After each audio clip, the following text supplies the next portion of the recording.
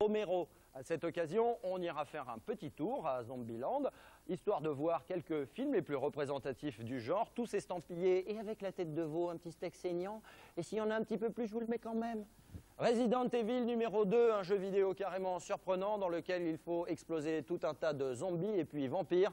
Ça, c'était le dernier film réalisé par John Carpenter. Eh bien, ça sort ces jours-ci en vidéo. Oh mon Dieu, on va tous mourir, nouveau numéro, avec du sang, de la chic et du molar. C'est là, maintenant, tout de suite, maintenant, parti.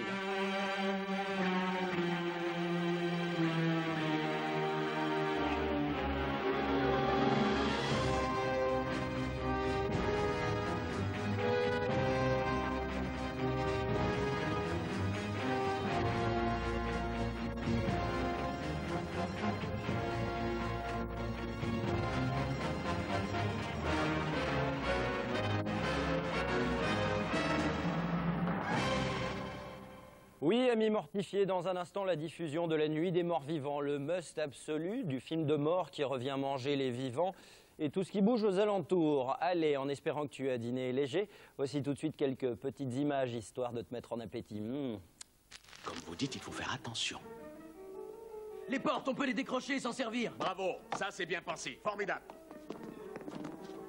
Qu'est-ce qu'elle a? Elle est folle?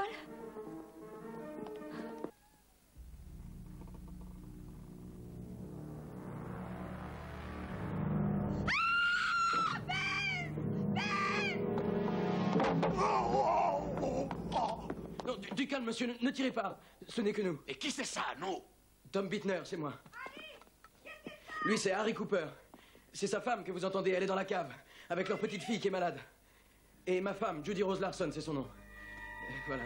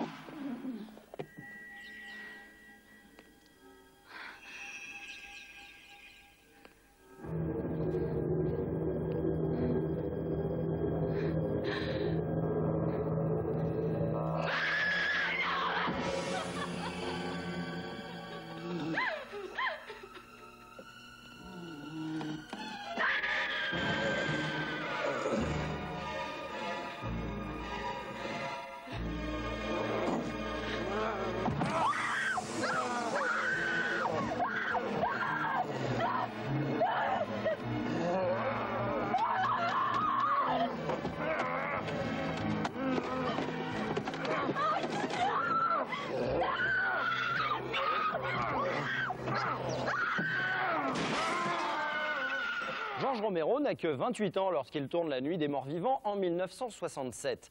Comme il est Fauchman, s'il veut tourner en studio, il va falloir qu'il aille faire sa Céline Dion dans les patronages de scouts. Alors, il tournera en décor naturel, caméra à l'épaule et en noir et blanc. Non, arrête s'il te plaît. Bien joué Giorgio, car adopter cette méthode, eh bien, ça n'en fera que renforcer le malaise de ce film quasi documentaire.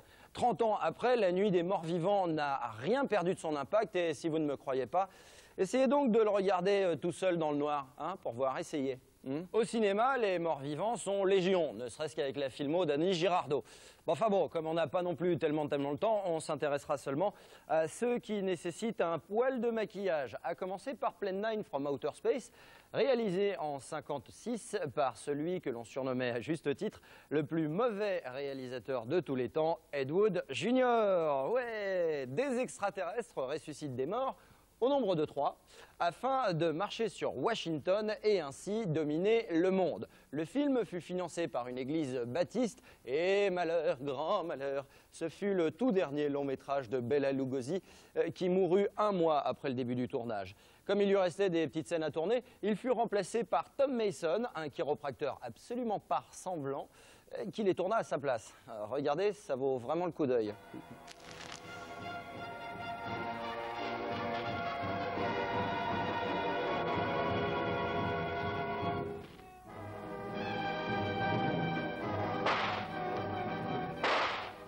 Édouard L. Kahn, le roi de la série B, aime bien faire des économies et on le comprend, ouais. En 1959, quand il réalise The Invisible Invaders, excusez un peu mon allemand, il va rendre ces aliens invisibles afin que ceux-ci puissent plus facilement s'emparer de corps de cadavres, les transformant ainsi en zombies, afin bien entendu d'aller envahir la Terre. Ça bouge pas, ça reste comme d'hab. Mais là où c'est intéressant, c'est que George Romero, notre ami de qui on parle depuis tout à l'heure, s'est carrément inspiré de A jusqu'à Z du visuel de ces morts-vivants pour sa nuit à lui des morts-vivants. Et là, moi je dis, Édouard, chapeau, bravo Édouard.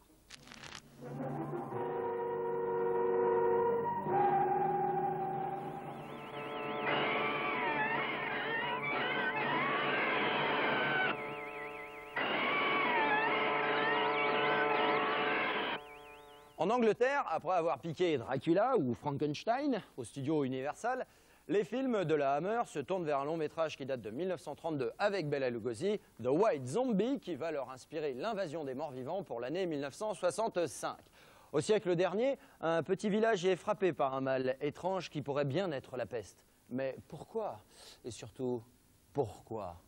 Le film connut quelques petits problèmes avec la censure bretonne qui lui reprocha notamment une petite décapitation de rien du tout. Bon alors, vraiment rien du tout, hein, ça c'est...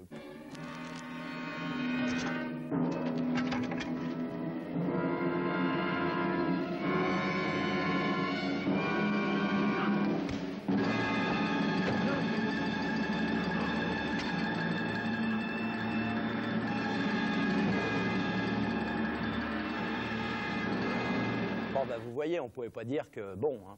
10 ans après la nuit des morts vivants, George Romero décide d'en faire un remake, les techniques des années 70 étant bien plus évoluées que celles des années 60, où là c'était plutôt le twist, un cintre qui était évolué. Pour Zombie, il va garder à peu près la même trame. Les héros, au lieu d'être coincés dans une maison, le seront désormais dans un supermarché. Excusez-moi. Oui. Je cherche le rayon conserve. Ça doit être là-bas, monsieur, dame. Oui, je vous en prie. Les têtes peuvent enfin exploser comme il se doit grâce aux effets spéciaux de Tom Savini, qui apparaît également dans le rôle d'un biker. Vous ne pouvez pas le louper. Excusez-moi. Je cherche aussi les soins du corps. Ah bah oui, ça doit être là-bas pour vous, oui. Voilà. C'est Dario Argento, le coproducteur du film, qui donnera quelques légers coups de ciseaux au montage pour la sortie européenne. Mais pourquoi? Parce qu'il trouvait simplement que ça ajoutait du rythme. Alors, vous jugez par l'extrait. Ecco, Zombie.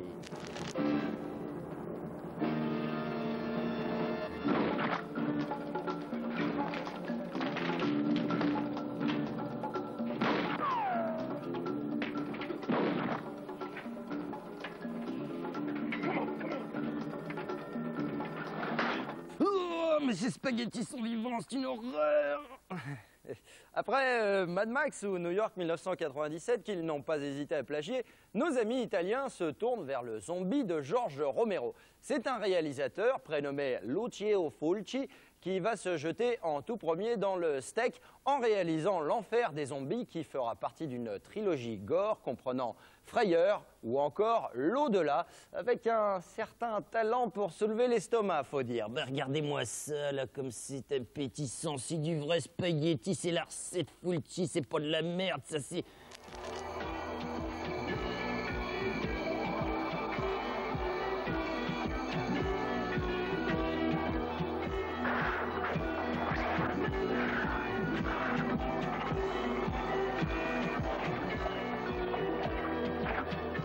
« 1982, c'est l'électrochoc, avec l'apparition d'un jeune mal coiffé nommé Sam Raimi.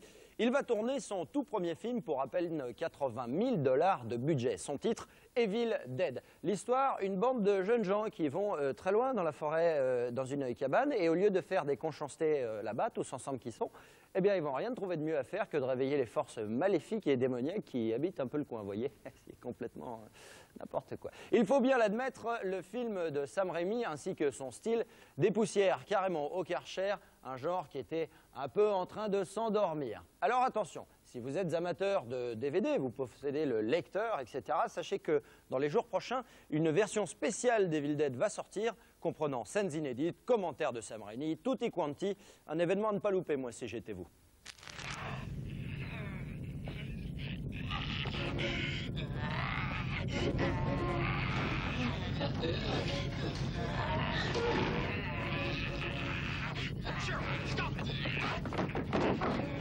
Et en Europe alors, on a vu tout à l'heure les Anglais de la Hammer. Eh bien, figurez-vous qu'en Espagne, ça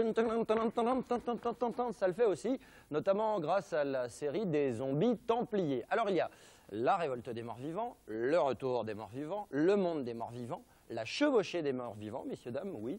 Tout ça entre 1971 et 1975. 1980, Jess Franco commence le tournage du Lac des morts-vivants.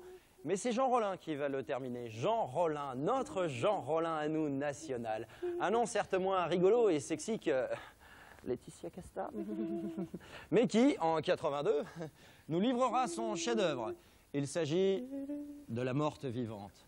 Un film cru, un film cheap, un film sexy, un film légèrement morbide et obscène, mais que de bonnes choses, me direz-vous. Non, je suis marié, s'il te plaît. Non, non, non, non, pas Tululu. Non, ça va pas, non.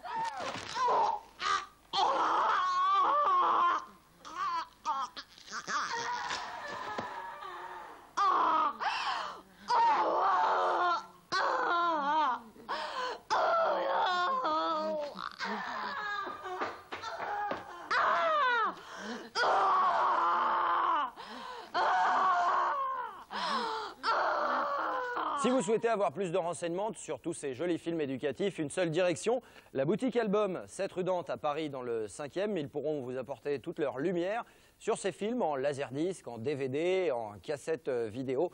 Et croyez-moi, ils sont plutôt incollables. Côté jeux vidéo, vous pouvez désormais exploser du zombie à tout va avec le cultissime Resident Evil 2.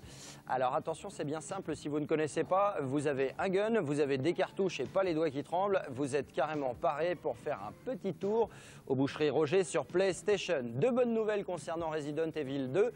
La première, c'est que le jeu est toujours en vente libre, et la seconde, c'est que l'adaptation cinéma sera signée George Romero. Oui, encore lui. George Romero, tout simplement parce qu'Éric Romer n'était pas libre à ce moment-là. Alors, il a fallu... vous savez ce que c'est, quoi. Du saignant avec la sortie vidéo de la semaine, il s'agit de Vampire, le dernier film mis en scène par, mon Dieu, mon maître, John Carpenter. Véritable western moderne, avec de la barbaque au kilo et une démystification de pépère aux dents pointues. Vampire est un film bien sauvage qui prouve que Carpenter n'a rien perdu de son mordant malgré ses ennuis de santé et ses échecs antérieurs. Tout de suite, un extrait. You hate me so, don't you? But you made me, Crusader. You hate what you've made, you fear it, because it is superior to you. You can't kill me.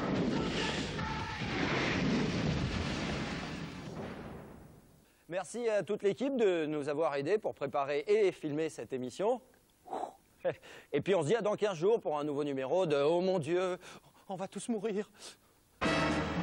10 ans après la nuit des morts vivants, George Romero décide d'en faire un remake, les techniques des années 70 étant bien plus évoluées que celles des années 60, où là c'était plutôt le twist à cintre qui était évolué.